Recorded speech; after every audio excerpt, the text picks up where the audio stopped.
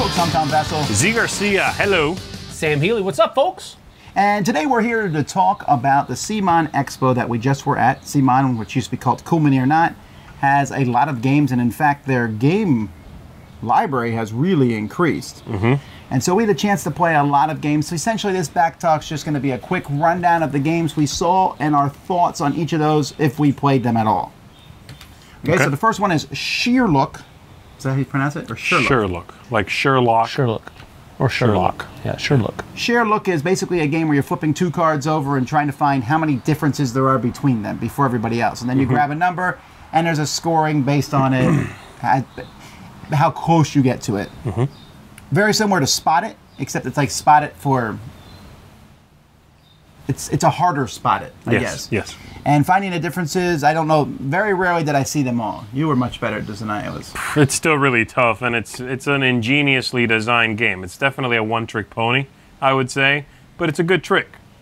And it's something I would bring out, you know, like as a warm-up for a game night. Yeah. I like it, you play it, you're done, took 15 minutes. I enjoyed it. I don't think you played this one. Did not play it. I actively avoided it.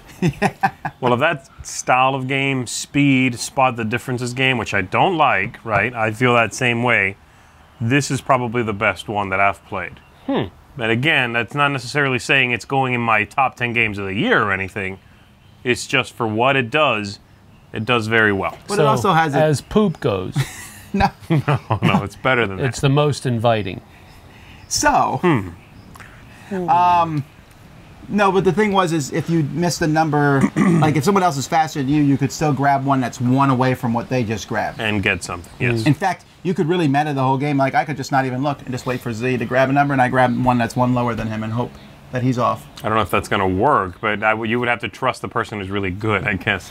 Other people are not going to sit and let you do that. That's true. Right. Next is Gekido, Robot Battles. I've already reviewed this one. I like it a lot, but I think you both played it? We did, yes. Yes. Yeah. All right, so what do you think? At different times. I really did enjoy it. I thought that the board was a little superfluous, although I understand that it gives, you know, the differences and it gives you, you know, pluses and minuses to battling and or to attacking and then to defense, and some of the places, like, you know, it gives you little special abilities. I just felt like it was, you know, kind of like the same way people feel about the board in King of Tokyo, but even... well, a little bit less so, because the board in King of Tokyo is really superfluous. Yes, right. But this one, there's more warranted inclusion for the game, but I don't know. I just thought it was... because you never really... I never experienced not being able to hit the robot that I wanted to hit. Well, yeah, but I think it was made that way. The board is basically what bonuses do you have? Right, and I don't know. It's neither here nor there. I definitely don't think that it needed to be modular. That I agree on. The board? Yeah. I guess I hadn't thought about it that way, the board, but yeah, I guess I could see that. The rest of the game, though, the player boards, the way it'll give you bonuses the more you get hurt. Yeah. You know, as your life decreases, then that die comes off of your... you get nastier as the game you goes get on, better while you're down. I like that, you know, and it's a solid game, definitely in the same vein as an Ultimate Warriors or a King of Tokyo. Right. But I enjoyed it. I thought it was well done. And then the production values on top of that are pretty spectacular. The robots are amazing looking, fully painted, assembled, gorgeous looking. I mean, I could see these minis being, you know, displayed on a shelf. They look that good. And the dice are custom dice. They're etched, and they're not printed on or anything like that. So I also enjoyed the game a lot too. I just thought the board was meh. Would you play it over King of Tokyo? No, I don't think so, because it's a little... the gameplay is still very light, but there are more rules there. Right. I was thinking with gamers, possibly. With non-gamers, probably not, because it's a little bit more difficult than King of Tokyo. Right. I would play it with I would play it with bloodthirsty teenagers who wanted to kill each other over King of Tokyo. I can see that as well. Okay. While with a family, I would say, oh, King of Tokyo. Yeah. Yeah, that's a good way to do it.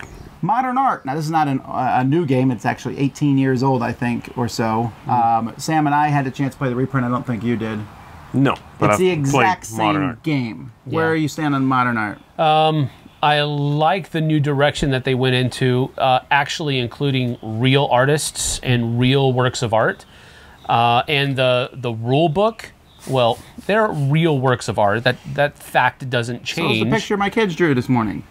Yes, it is. True, but the quality is probably much better in the game than, and that's just any kid. That's mean. I'm just saying. That's cold. That's the way it is. My kids are... I've seen what my 6-year-old Time to draws, go. so I'm just saying. Time to go rip down your whole fridge. But no, you know, the game hasn't changed, and I think that's cool because they left the classic the way it became a classic, and they just gave it a facelift. And I think they did a really good job giving it a facelift. I like it. I don't love it. It's like a 6 for me these days because it's a very fragile system. It's really easy for one person to mess the whole game up by bidding badly. I mean, I thought he was bidding badly. Or he win the pulled, game yes, no, by bidding badly. No, again, I didn't say you were bidding badly. But let's say you saw one and you're like, oh, 70. You could literally give someone money. I was in a good, solid second place in this game, not having won a painting at all. I was just selling them. But again, that's not a flaw of the game. That's a flaw of the gamer. No. Oh, yeah, no, I agree. But I'm just saying the game lends itself to that possibility. But, all right, Cronia. Yes. Now, I did not. You played Cronia. I did. It looks like a small bidding game. It's a very small bidding, basically blind bidding with a little bit of bluffing on top of that. Yeah, you put out some tokens and then you play a card from your hand, which goes 1 through 10 or something like that. Face down at it. Everyone picks a thing. There's not enough for everyone, so someone will go where someone else is gone. And then you go around the table one more time, possibly changing where you bid, grab the card and move it, or picking the card back up and changing it and go back to the same place.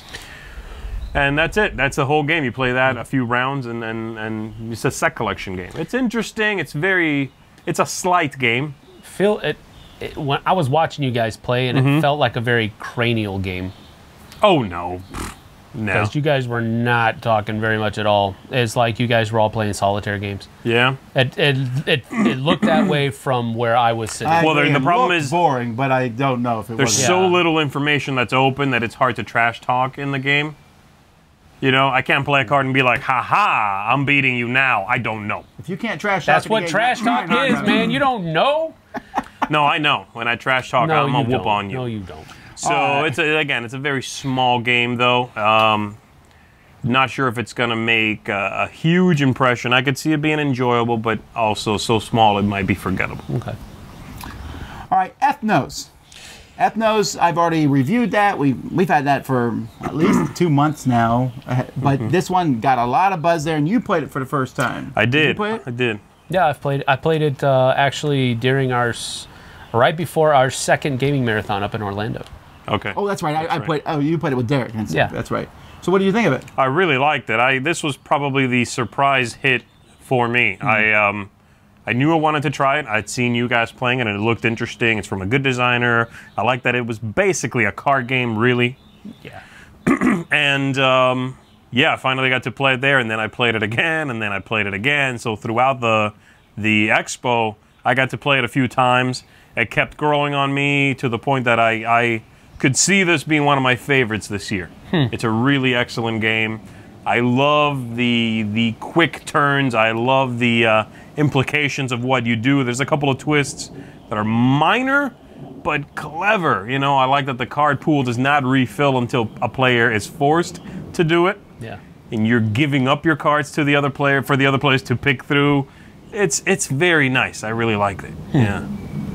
All right, and I really, really like that one. Then there's Rise of Moloch. This is the second game in that universe. The first one was some cog wheel-turning game.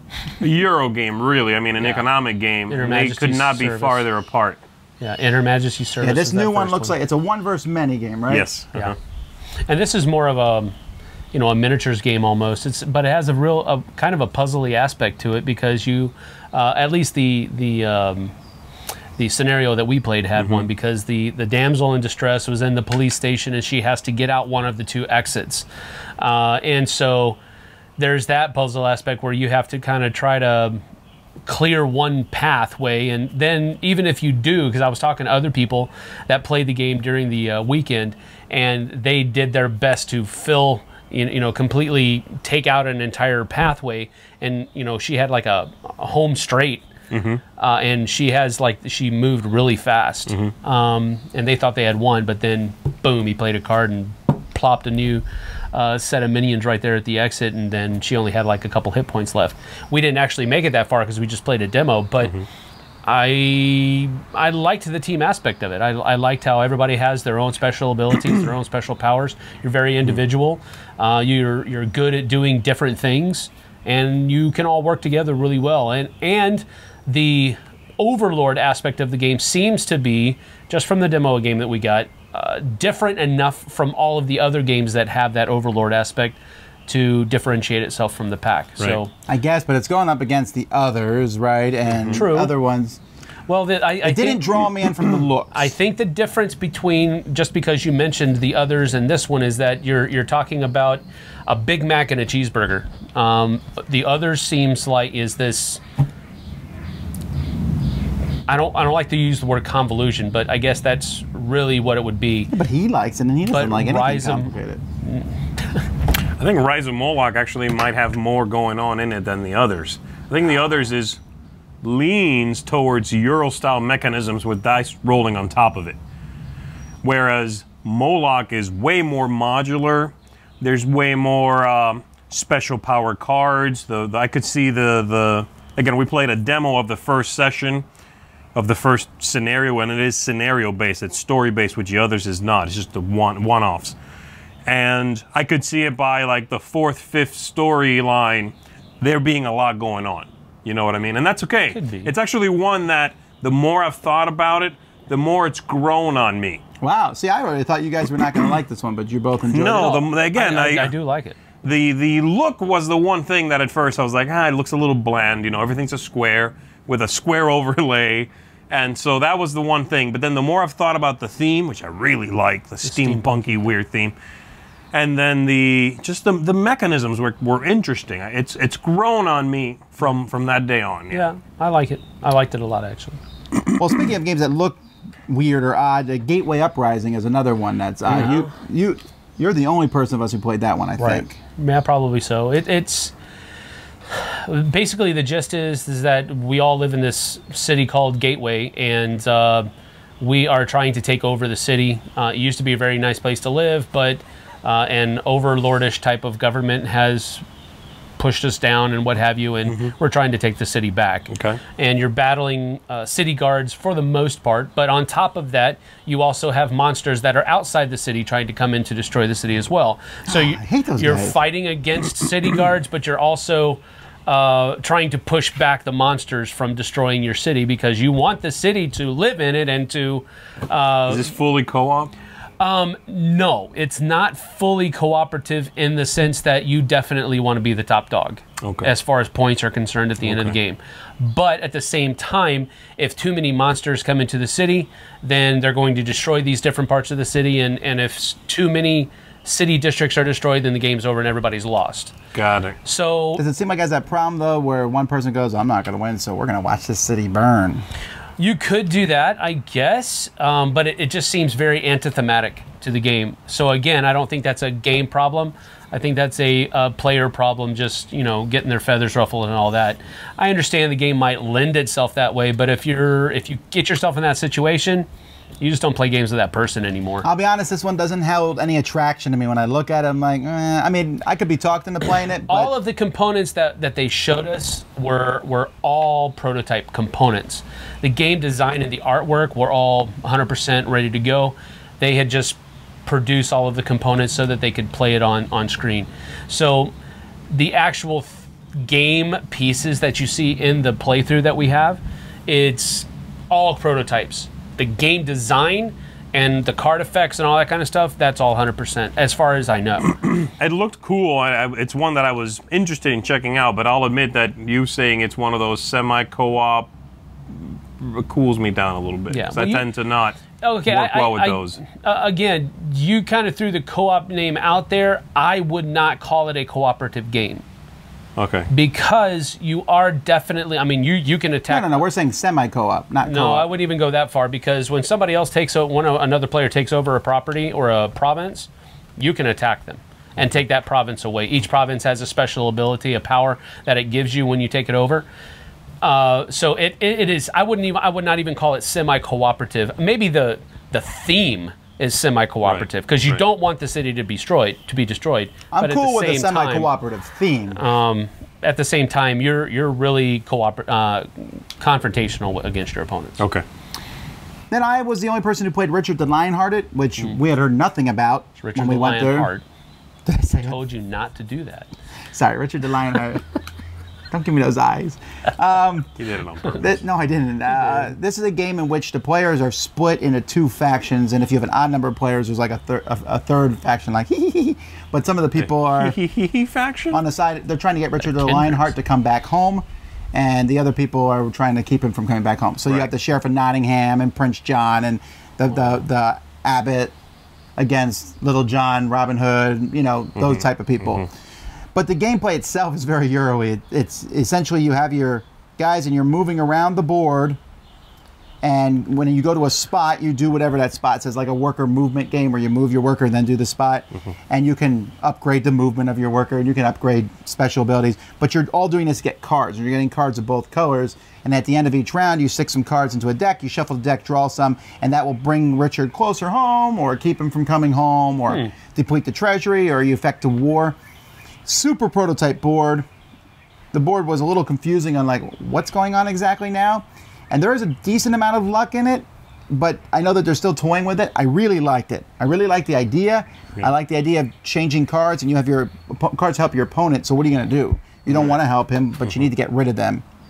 And you have cards that are good for you that really give you bonuses, but at the same time you also want to keep them because you want to throw them in that deck at the end. So we'll see how that one ends up, but I have high hopes for it. Yeah, I was not happy when I found out I wasn't playing this game. You couldn't play all the games. I could play all the games. Okay, well next time he's in all the games. But you were busy playing 2 more times Blood Rage. that's true. That is true. That is true. I was, yeah. He should get a. I'm not ashamed. If you got $1 for every person you went over to Blood Rage, you'd be okay. Yeah, maybe so. You could buy that's all lunch. All right. Once. We're not talking much about Godfather because we did play the Godfather board game. Our review will be coming out. There's a embargo. It will be in late June. But we can say that. I mean, I really liked it. How's that? It's an area control style game. I really liked it, and we'll have a full review later. Yeah, I've really enjoyed it as well. I didn't get to play it over the weekend. I got to play it at Gathering of Friends. It was pretty much the same game that you saw, though. Right. Yeah. Exactly. And not really having any connection to the IP for myself. I never really got into the movies that much. I know and I'm familiar with all the tropes that are associated with it, but I still really enjoy the game, not having been really privy to all the hype of the IP. So, you know, filling the Hudson Bay with a bunch of bodies is always fun. And I played about 1.5 years ago, so I got nothing. I don't know. Lorenzo, I already reviewed that, I played it again at the convention. Very solid, heavier Euro game, probably the heaviest one in their lineup at this point. But they're forming a relationship, obviously, with Cranio Creations, which also comes out in the next game, Council of 4. Yeah. Now, Council 4, you've played Council 4. Yeah. You still have not played it? I did. Oh, you have played it.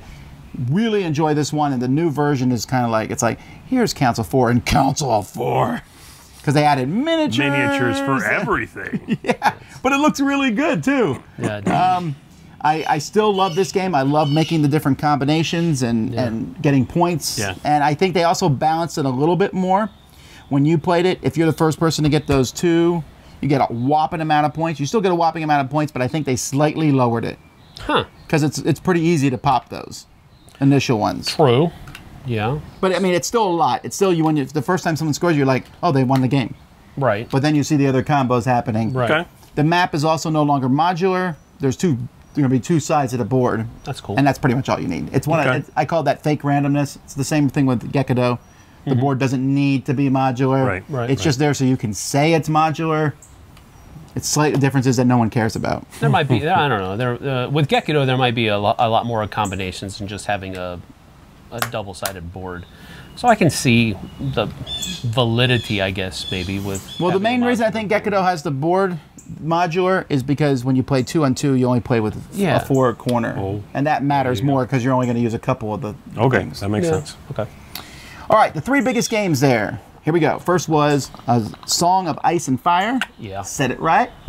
miniatures game. You had to think about it, though. I did. I have to. I don't know why I want to put fire first. But Sam played this one. I watched it briefly. This is a two-player miniature game. I guess you can play more, but it's two-player. Yeah, with more expansions and more armies coming out later on, they have a pretty rigorous release schedule for Song of Ice and Fire already set up in the pipe, ready to go. Now, not produced and all that, of course, but they've got a lot of content that they're going to be putting out for this game, and I think that's where it's really going to start shining. They have a lot of aspirations for it as far as organized play, working with the FLGSs, and just really pushing the game as a lifestyle game, really. But on top of that, Starter Box comes with more than you could really need to experience the full game, and I think they're. What we need to say though is that Sam doesn't like Game of Thrones, or no. Yeah, I'm not. So you are coming at it just the game perspective. Game. So so what do you think? Just the game perspective, I really enjoy it. I was able to actually play this and Rune Wars on the same day, one right after the other. And it is, in my estimation, and again, that's just from the basic game first impressions, this is a better game than Rune Wars in a couple of different ways. First of all, the miniatures are light years better. The trays are better that the troops are placed in that you play with. The rule set is less convoluted and it is more streamlined. There's card play in this one, whereas there isn't in Rune Wars. So I just like Song of Ice and Fire better at this point. And again, that's just the basic units based upon basic gameplay. So it could change. I don't foresee it changing, but I really enjoyed Song of Ice and Fire better than Rune Wars. Looks good. You're gonna have to wait a while. I think they're kickstarting it soon, and then it'll come out. It's a ways from coming out, but they've got all their ducks in a row, I think. And as far they're doing the IP justice as well. It doesn't seem like it's just an IP cash grab to me. It seems like they're really using the different characters and putting that lore into thematic things in the game. Robb Stark and Jaime Lannister were the two we played against. Both added very thematic elements to the game that I thought were pretty cool. Okay, nice. All right, then the game that's coming out very soon, I think, to backers, and that's Massive Darkness. Now, this is a role-playing dungeon crawl style game that I think is based on Zombicide Black Plague system. Well, the roots of it are yes, there. correct. Yes, right. Can you tell that? If I hadn't told you that, would you have sat down and said, "Oh yeah, this is similar"? It definitely looks similar. Yeah, because I mean the modular board looks very, except for the shadows and the light parts of the board, it looks very similar. Well, you don't like dungeon crawls normally.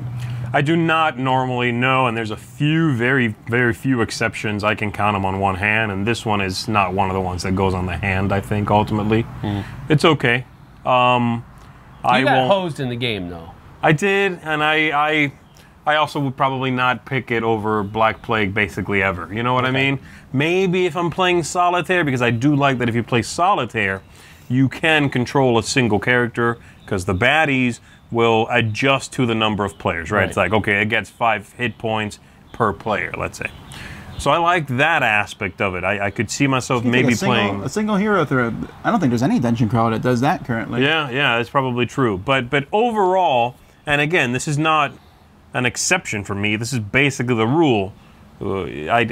I thought it was all right, but I wasn't enamored with it or anything, you know. So what's the other political party's response? I had a great time. Yeah, most people did seem to have a good time. I had a great time. Me and Mark were really enjoying it, I think. Yeah. We're having a very super time. I know Derek was having trouble firing off his fireballs. The dice weren't being very good with them, but that comes in a lot of different games. We also didn't play the whole game. And we didn't play the entire game. So we were basically hitting, like that spider was... Man, beast. That was a beast of a spider, and it was a cool model too. We were still like level 1 characters, right, going after this monstrosity. So it felt a little heavy, weighted heavily in the bad guys' favor. But again, we only played a few rounds of it, I think. And Mark and I, we did pretty well. The dice were fairly friendly to us, but you know, I think we both were just kind of hamming it up and getting into our characters. Yeah. And that's where it really Is it a felt- campaign system? It can be. It can be. You can play one-off. You can play scenarios, or you can play campaign. In the campaign version, your leveling up is slower, but you can keep stuff from scenario to scenario. If you're just playing the one-off scenario, you level up a lot faster, so that you're like this buff dude at the end of the scenario. Which was very cool. I like the leveling up system. Yeah, was good. I really like that leveling up quickly system. Better than the campaign system. I just, I'm the same way with Imperial Assault and all of these other. I like the scenario-based type stuff much better than campaign style. But that being said, it's not that I don't think I won't like campaign style. It's just that I know that I'll like skirmish a lot better. You really like this one then a lot. Yeah, I really had a great time with it. And it might really grow on me a little more. Just again, very few games make it onto that list for me of this style that I like, and this one's not quite there yet. All right, and then the last game is the biggest game, and this game's not coming out till early next year probably, and that's Rising Sun. Rising Sun. Oh yeah, heard of it. You forgot about that one. Now, we were actually lucky to play this one because they had one working copy of this one, and they were keeping it kind of... not everyone got to play Rising Sun. Okay. We did. We didn't play a whole game of it, but we played 1/3 of a game of it, and we played the middle third, which was like the good chunk to get in.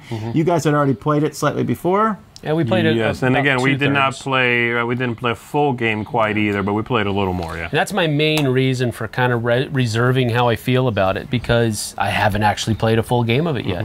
I haven't gone from start to finish yet, so I don't know for sure how all this stuff works together. I mean, I know that I like the combat mechanism that's employed in it, the bidding system of the different phases of combat and so forth, and you can win different kinds. The alliance part of it is neither here nor there for me. It's not necessarily a bad thing, but it's also not a plus. I like the area control aspect of it. I like the set collection aspect of it, where you want to get one of the each of the different kinds rather than a whole bunch of just one, so you can gain more points at the end of the game. I like that part of it. The miniatures are, I mean, it seems like Cool Mini is like keeps their goal as themselves. They have like no one else to go against. So right. Like, can we make better miniatures than the last one? And it's like, how can we do better than this game? Here, this is how we do it. All right, well, how can we do better than that now? And they're just rolling as far as miniatures are concerned, so they're knocking it out of the park. But I really enjoy the gameplay. I do, but again, I want to get a whole game in. Yeah, I think my one concern at this point is that the game might be a little long for me. Yeah, I know. But again, they said it's about 2 hours. Right. If it is 2 hours, if we can get that to a little less than 2, that's okay. I can deal with that. The ages, each age, and there are 3, do feel a little bit long, maybe, but there is enough going on there. What I like about it is that it's a thematic game with Euro-style sensibilities to it. Action selection, area control, money management. All those things feel mechanically tight. Right. The one thing I did not like as much the first time I played was the combat system. Because you got wrecked. I got wrecked. Yeah, it's growing on me a little bit. I still won't say it's one of my favorite combat mechanisms ever, but it's growing on me. And the rest of the game, the theme and the mechanisms, I think are really, really spectacular. That's cool. On the other hand, I am dying to play this again. Easily my favorite thing we did there. Wow. I agree that it might feel a little long. I feel like it could be long. However, we also played it with 5 players. Yeah. And just like I don't want to play Blood Rage with 5 players, right. I think with 4 players, this one's going to be like butter. Sing. And absolutely. I like the alliances. I like them, and I think that they, I don't love them, but I think they would show more in a full game. Because they'd be like, remember what you did to me last turn? Right, yeah. Zee's my friend now. That's true. I was just kidding. That sort of thing. I love the whole, do you want a monster, which are great, right? Or do you want a cool special ability, which is very similar to Blood Rage. It has that same kind of thing. The monsters are great, but you're also, they don't win you the game necessarily. Right. I get them because they're cool. Right. And the area control, the honor system is fantastic. Yes. I love how that works. It breaks all ties in the game. Yep. And having low honor can be a good thing. If you work it to your advantage with the right cards, yeah. I guess. Not like there's monsters and stuff that That's do. just an odd thing to say. That's not if you're a desirable monster. Not if you're Eric Lane, correct. At the combat, Zee does not like it as much. I love that combat. It's easily one of my favorite combats ever. Really? It's very similar to the combat in Cry Havoc. Yeah. That whole put stuff on the board. I love that. You know, oh, I think we're going to lose this one. All right, we're going out in style. That type of thing. I will say, though, that I like this combat system better than Cry Havoc. Yeah, I did too. I mean, there are similarities because you got to pick and choose where you're going to put your battle, where you're going to fight. But I don't know. It just seemed with Cry Havoc it seemed like there were fewer real choices during combat than there is in Well, there's also multiple players in a combat too, which is interesting. Very few combat systems can handle 4 people fighting together. That's true. And this one simultaneously at the same exact speed as a 2-person fight. Right.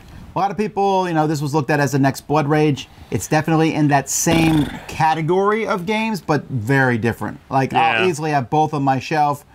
I mean, even the Godfather feels like it's in this family, but I wouldn't, to compare it, I would say Kemet and Cyclades have a lot of things. I'm like, ooh, they're both from the same company and blah, blah, blah. But they're very different games. This has that same kind of feel to it. I know that they talked about how this was the spiritual successor to Blood Rage and all of that. If you have any fears about this being a reskin of Blood Rage, nope. If you feel like this might be too close to own both, nope.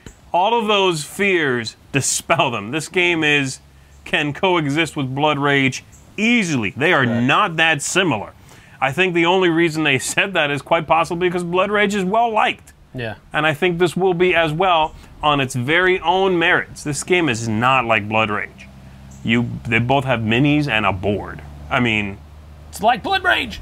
Okay. You know, so yeah. Well, there's monsters and things. Okay, so all these games that we talked about, we have done playthrough demos of almost all of them or reviews of all of them on our channel this week. When you see this, if they're not up yet, they will be at some point, except for Godfather, that's in late June. So before we go though, real quick, game of the convention for you was what?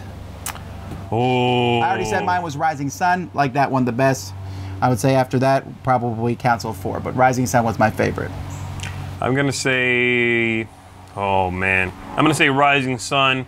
And at its very heels, Ethnos. I will say, as far as new games are concerned, Song of Ice and Fire was my favorite. Really? Yeah. And again, because I got to play, it was just demo, but I got to play from start to finish. Yeah. If Rising Sun had been from start to finish, that might have taken the first spot. Okay. But I also got to play 2 games of Blood Rage. Yeah, I know. Sam's game of the convention. Blood Rage. All right, folks. Still good.